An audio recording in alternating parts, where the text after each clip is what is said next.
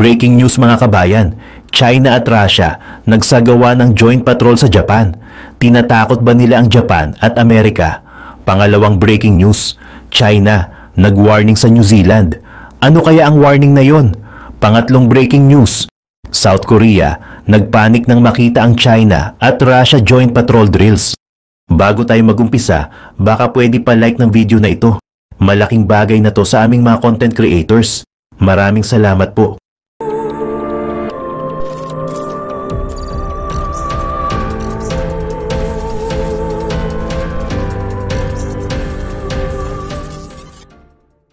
Kinumpirma ng US military ang first combat use of F-35C fighter jets in Yemen.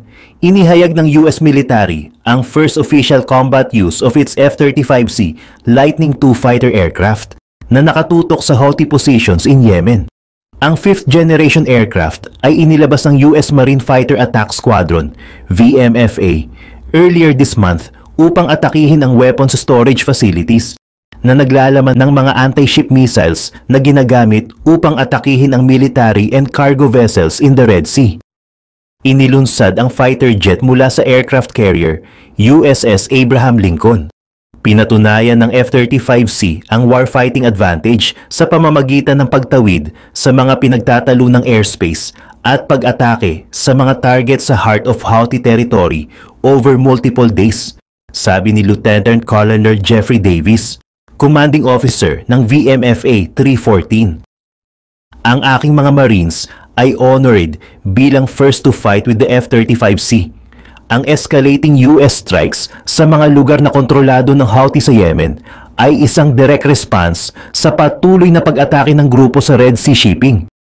Earlier this month, 2 US destroyer ang naging target ng mga Houthi drone at missiles habang tumatawid sa Bab al-Mandab Strait. Noong March, 3 sailors ang namatay sa isang Houthi strike sa isang Greek-owned, Barbados-flagged merchant ship sa Red Sea. Simula noon, nagsagawa ang US military ng numerous overnight strikes on Houthi facilities, kabilang ang mga nasa Yemeni capital of Sana'a. Binuo para sa US Navy, ang F-35C ang unang carrier-capable stealth fighter aircraft na pumasok sa serbisyo. Mayroon itong advanced na avionics suite, sensor at stealth technology na nagbibigay daan dito upang magsagawa ng mga precise air-to-ground strikes. Habang ang iba pang mga variant ng F-35 ay involved in real-world combat, ito ang first combat deployment para sa F-35C. Ang offensive and defensive capabilities ng F-35C ay talagang nagpapalakas sa aming air wing striking arm, sabi ni Captain Gerald Tritz, Carrier Air Wing Commander. Ang ngayon ay battle-tested na Air Wing of the Future ay napatunayang isang game changer across all carrier air wing missions. Nitong Biyernes, ang China at Russia ay nagsagawa ng kanilang ika-9 na joint patrol sa mga katubigan na nasasakupan ng Japan. Ang military exercise na ito ay kabilang sa annual cooperation plan ng dalawang bansa. Batay sa Chinese media, layunin umano ng exercise na ito na subukang mas pahusayin pa ang joint exercise at operational capability ng kanilang mga air forces. Samantala, ayon sa South Korea, ginawa daw ang exercise ng walang abiso, kaya naman nagprotesta ang bansa at agad na nagpadala ng mga fighter jets matapos pumasok sa loob ng kanilang airspace ang 11 Chinese at Russian aircraft. Wala namang mga ulat ng insidente, gawa ng agad ding lumabas ang mga ito sa nasabing airspace. Ayon sa Seoul's Joint Chief of Staff, sa isang pahayag, 5 Chinese at 6 na Russian military aircraft ang pumasok at lumabas sa Korea Air Defense Identification Zone sa Eastern at Southern Sea mula ng 9:35 AM hanggang 1:53 PM. Ngunit ang mga eroplano ay tumawid sa Cadiz nang hindi lumalabag sa South Korean airspace at idinagdag na na-identify na ng militar ang aircraft bago pa sila pumasok sa Cadiz at agad na nag-deploy ng mga fighter jet upang gumawa ng mga tactical measures bilang paghahanda para sa anumang contingencies. Ang Air Defense Identification Zone ay mas malawak sa airspace ng isang bansa, kung saan dito ay sinusubukan nitong kontrolin ang mga aircraft para sa mga security reasons. Ayon sa Defense Ministry ng China, tinawag nila ang mga flights na ito bilang kanilang ikasyam na Joint Strategic Patrol na naganap sa ibabaw ng Sea of Japan, na kilala rin bilang East Sea sa South Korea. Dagdag pa nito sa kanyang post sa social media, ang mga flights umano ay isinagawa nitong Biyernes at ito ay nakabatay sa Annual Cooperation Plan sa pagitan ng Chinese at Russian military. Ayon sa opisyal ng South Korea, ang Chinese military aircraft ay lumipad sa isang maliit na isla ng Dokdo sa eastern coast ng South Korea, matapos itong dumaan sa Korean Peninsula at sa Japan na malapit sa pinagtatalunang submerged rock ng Iodo. Ang mga Russian planes ay lumipad din patungo sa mga maliliit na isla ng Dokdo, na kilala naman sa Japan bilang Takeshima. Ayon sa mga opisyal, ang Chinese at Russian aircraft ay sabay na lumipad sa Southern Sea ng Dokdo bago ito mag-depart. Mula noong 2019, ang China at Russia ay regular na nagpapalipad ng mga military aircraft nito nang walang paalam sa air defense zone ng South Korea. Noong June at December ng nakaraang taon ay mayroong naganap na kaparehong insidente, maging noong Mayo at Nobyembre noong 2022, kung saan sinasabing ito ay Joint Strategic Air Patrols ng China at Russia. Ang Ministry of Defense ng South Korea noong Biyernes ay nagpahayag ng kanilang pagkadismaya sa China at Russia, gawa ng ginawa nitong pagpasok sa air defense zone ng South Korea at sa pagpapalipad nito nang wala man lang prior notice. Nag-request ang ministry na magsagawa ng mga appropriate measures upang maiwasan na maulit ito. Idinagdag din na ang mga naturang aksyon ay maaaring makapagpataas ng tensyon sa rehiyon. Samantala, sa iba pang anggulo ng mga balita, ang Chinese ambassador ay nagbigay ng warning sa New Zealand tungkol sa posibleng paglahok ng bansa sa AUKUS, o kilala din bilang isang partnership sa pagitan ng mga bansang Australia, United Kingdom at United States. Sinabi nito na ang posibleng pagsali ng New Zealand ay maaaring magdulot ng lamat sa kanilang ugnayan. Ayon kay Wang Xiaolong, posibleng magpataas ito ng mga tensyon sa rehiyon at magdulot ng mga seryosong tanong tungkol sa integridad ng Nuclear Non-Proliferation Treaty. Ang AUKUS ay itinatag noong 2021. Ito ay may layunin na labanan ang patuloy na pagtaas ng impluwensya ng China sa Asia-Pacific. Ayon kay Wang, ang posibleng pagsali na ito ng New Zealand ay maaaring makaapekto sa relasyon nito sa China.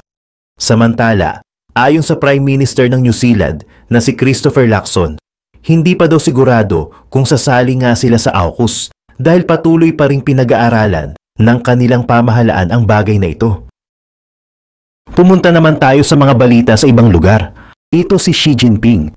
Sa kanyang pagkakakumpirma bilang sekretary ng Chinese Communist Party para sa paparating na ikatlong termino, nalampasan niya ang 40 years limitation and restrictions. Ginagawa siyang pinakamakapangyarihang leader mula sa tagapagtatag ng komunistang China, si Mao Zedong.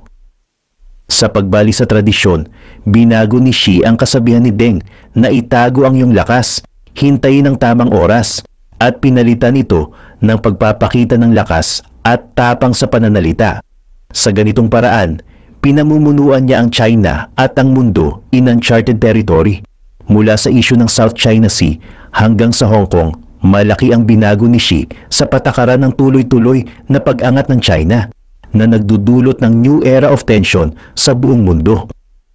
Ang patuloy na lumalalang relasyon sa mga administrasyon ng US, pagbabawal sa pag-export ng teknolohiya, at ang tumataas na pandaigdigang pagkondena sa mga paglabag sa karapatang pantao sa Xinjiang. At ang pagkawala ng isang bansa, dalawang sistema sa Hong Kong at ang epekto nito sa Taiwan ay kritikal para sa susunod na 10 taon ni Xi. Sa maraming aspeto, 4 na pangunahing lugar ang dapat bigyan ng malaking pansin. Una, ang panloob na politika ng China at ang walang oposisyon na kontrol ni Xi. Pangalawa, ang mga ugnayang panlabas at ang nagiging hindi magandang relasyon ng China at ng US. military affairs, at ang pagpapabilis at pagpapalakas ng People's Liberation Army. At panghuli, ang paghahangad ng technological independency sa military field. Sa 20th Congress ng Chinese Communist Party, ang CCP, muling nahalal si Xi Jinping para sa ikatlong sunod-sunod na termino. Malaking bagay ito. Nagtatapos ito ng mahigit 46 na taon ng mga reformang pampulitika sa loob ng CCP. Sinimula noong 1976, kasabay ng kamatayan ni Mao, ang espiritual na ama ng modernong China. Ginamit ni Deng Xiaoping ang kanyang impluensyang pampulitika upang maisama ang dalawang sunod-sunod na termino sa konstitusyon ng CCP. Ang layunin, iwasan ang era ni Mao, cult personality at karahasan sa politika. Sa loob ng mahigit 40 na taon, tiniyak ng patakaran na ito na ang iba't ibang ideolohikal na mga fraction ay maaaring magkasama sa loob ng partido at makahanap ng kanilang daan sa kapangyarihan. Nagdadala ng mga bagong ideya at pinipigilan ang sobrang konsentrasyon ng kapangyarihan, ang tinatawag na demokratikong diktadura. Sa kanyang ikatlong termino, tuluyan nang itinapon ni Xi ang politikal na pamana ni Deng at ang demokratikong tira nito, pinagtibay ang kanyang sariling personal na kapangyarihan, epektibong muling nag-uugnay sa mga paraan ng tagapagtatag ng PRC, si Mao Zedong. Ang initial success sa politika ng ikatlong termino ni Xi ay ang pag-alis ng anumang oposisyon mula sa pangunahing kontrol ng partido, ang Political Bureau o Politburo, hanggang sa ikalawang termino ni Xi, ang 7 lalaki na Politburo Standing Committee, ang PSC, ang 25 na lalaki, at ngayon 24 na walang representasyon ng babae sa malaking Politburo. Sa loob ng Central Committee na may 400 na miyembro, may 3 pangunahing grupo na naglalaban-laban para sa kapangyarihan. Ang mga ito ay konektado sa mga bigating personalidad sa Communist Party. Una, ang grupong tinatawag na Zhejiang Army na buong pusong sumusuporta kay Xi. Pangalawa, ang Shanghai Gang na malapit sa dating Secretary Jiang Zemin. At pangatlo, ang Town Pai Faction na malapit kay Hu Jintao, ang sinundan ni Xi bilang leader. Dahil dito, balanse ang kapangyarihan ng kalihim. Halimbawa, isang sikat na politiko tulad ni Li Keqiang na ang protege ay naglingkod bilang premier sa ilalim ng unang at ikalawang termino ni Xi at ang pangalawang pinakamataas na miyembro sa loob ng PSC. Sa kasalukuyan, dahil sa mga patakaran na naglalayong labanan ang korupsyon, halos wala na si Jiang at ang kanyang mga kasamahan sa mga mataas na posisyon. Ang malawak na kontrol ni Xi sa partido at sa estado ay nagtapos sa 40 na taon ng sistema ng mga fraksyon at nagtipon ng lahat ng kapangyarihan sa kanya. Tulad ng sinasabi ng charter ng partido, sa lipunan at mga paaralan, sa Hilaga, Timog, Silangan at Kanluran, ang partido o mas tama, si Xi ang namumuno sa lahat. Ang kawalan ng mga boses ng oposisyon sa loob ng China ay maaaring isa sa mga dahilan ng patuloy na pagiging agresibo nito sa internasyonal.